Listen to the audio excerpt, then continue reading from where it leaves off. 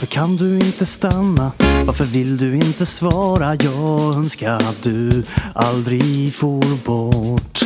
Det gör mig mild förbannad att jag inte fick förklara att jag trodde aldrig det skulle vara så svårt.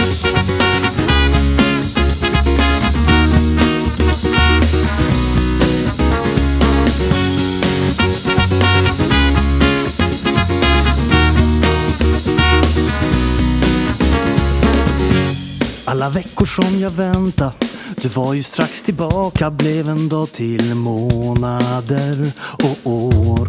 Jag växte ur min längtan och vägrar känna saknad, med åren läker ju alla sår. Ge mig mer av din tid, ge mig mer av din tid. Kom nu, ingen längtan är för alltid.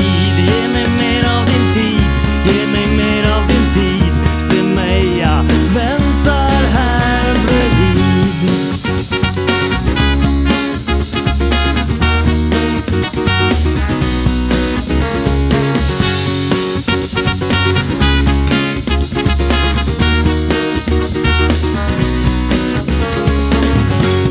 En gång var jag förlovad, men jag reste som en vindfläkt. Det var som om tiden inte räckte till, så jag köpte hon en gåva.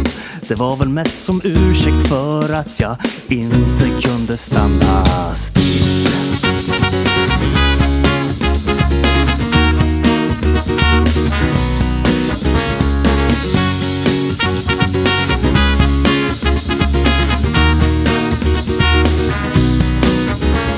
Jag drömde stort som evigheten till ett hav av tid långt bort. Fast jag innerst inne var medveten, det är nu det sker och vägen hit är kort. Ge mig mera tid, ge mig mera tid. Jag får aldrig tillbaks det år som gick. Ge mig mera tid, ge mig mera tid.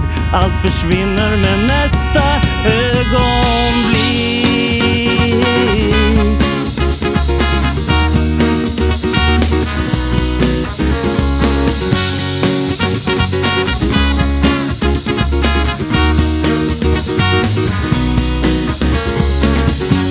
Alla stunder som jag sparar för att hinna någonting viktigt, som det fanns ett konto för besparad tid. Och allt det underbara som jag vårdar så försiktigt blir till någon annans tidsfördriv. Jag kan inte förskjuta och göra någonting annat. Det jag måste är sällan det jag tror. Jag vill sitta ner och njuta som om tiden hade stannat i det ögonblick där friden bor.